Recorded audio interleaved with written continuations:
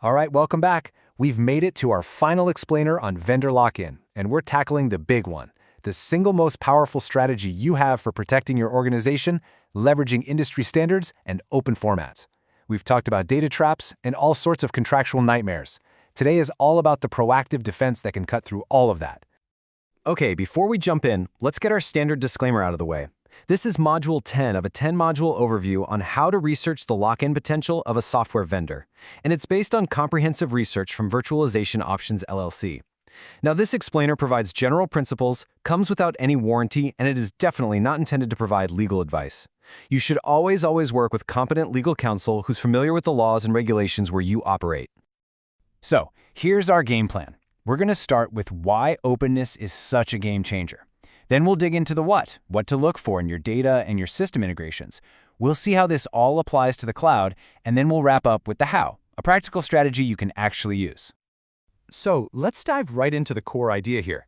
When you're looking at a new piece of tech, why should you care so much about open standards? Why should that be right at the top of your list? This quote, this says it all. It comes directly from the source research, and it's really the heart of our whole conversation today. See, open standards aren't just one option among many. They are the single most effective strategy, period. This is the foundation that makes everything else, from your contract talks to your architectural planning, so much stronger. It completely changes the power dynamic between you and the vendor. Okay, so let's see how this works in the real world, starting with your absolute most valuable asset, your data. I mean, let's be real. If you can't control your data, you don't control anything, right? Open formats are the key to making sure your information is always yours, no matter what system it happens to be living in. First up, JSON. You can think of this as the modern universal language for data. It's simple, it's lightweight, you can actually read it without getting a headache. And here's the crucial part. Pretty much every system out there speaks JSON.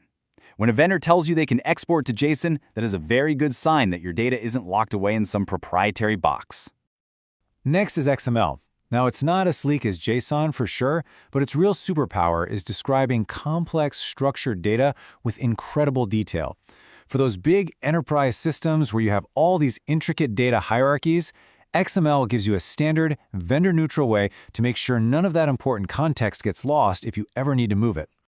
And of course, we can't forget the good old CSV file. It is as simple as it gets, just values separated by commas. But you know what? Don't underestimate it. For any kind of data that fits in a table, from a customer list to a financial report, CSV is the absolute guarantee that you can open that data in literally any spreadsheet or database program on the planet. But, our needs evolve, and so do the standards. When you start talking about big data, I mean really massive data sets, formats like CSV just can't keep up. They get incredibly slow. That's where these columnar formats like Apache Parquet and ORC step in. They organize data in a totally different, much smarter way, which lets analytics platforms query enormous data sets at lightning speed, all without tying you to one specific vendor's platform.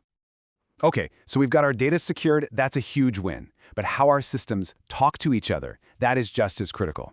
Proprietary integrations create this sticky, tangled web of dependencies that can be just as tough to escape as proprietary data. This is where REST really shines. Now, REST isn't some strict protocol, it's more of a style, an approach that's become the gold standard for building APIs. The best analogy?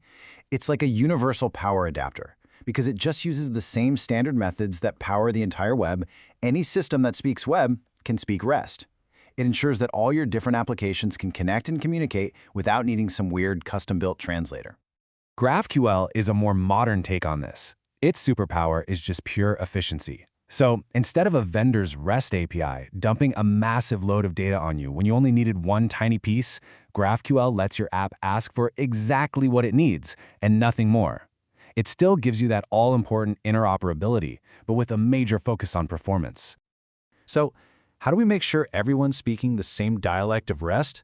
Well, that's what the OpenAPI specification is for. If REST is the language, you can think of OpenAPI as the official dictionary and grammar guide. It provides a universal, machine-readable blueprint for how an API works, which makes it dramatically easier to integrate with, or more importantly, to switch away from, a vendor's services. This image, it just captures perfectly what we're trying to avoid. On one hand, you have that tangled, brittle, impossible-to-decipher mess of custom connections. Every single one of those wires is a potential point of failure and another hook keeping you stuck with that vendor. Standardized APIs, on the other hand, Create clean, manageable, and interchangeable connections. It's the difference between an orderly schematic and a giant ball of yarn. Okay, so we've covered data and we've covered APIs. Now let's zoom out and apply all this thinking to the biggest platform of them all, the cloud. How does this principle of openness help us avoid getting locked into one single cloud provider's ecosystem? Now, the source material specifically calls out cloud standards as a critical category. But here's a real takeaway. This isn't about memorizing a long list of standards. The technology is just changing way too fast for that. It's about grabbing onto the principle. For instance, using a standard like Kubernetes lets you run your applications on any major cloud provider, instead of using a proprietary service that only works on one. It's all about demanding solutions built on a foundation of interoperability. You see, a truly smart cloud strategy isn't about picking a winner between AWS, Azure, and Google. It's about designing your architecture in a way that gives you the freedom to use the best services from all of them without getting trapped. Portability is the name of the game, and it's standards that make that freedom a reality. So we've gone through the why and the what. Now for the most important part, the how. How do you take all this knowledge and turn it into a concrete plan that you can actually use the next time you're evaluating a vendor? It really boils down to these 3 steps. First, make openness a top priority, not some afterthought. Actively seek out and favor vendors who are all in on open standards. Second, verify what they tell you. Don't just take their marketing slick at face value. Test their APIs, do a trial data export. And third, get it in writing. Put explicit guarantees about data formats and portability right there in your contract. This really requires a shift in mindset. You have to stop treating openness as just a nice-to-have. It needs to become a mandatory check-the-box item on your evaluation process, right up there with security, functionality, and price.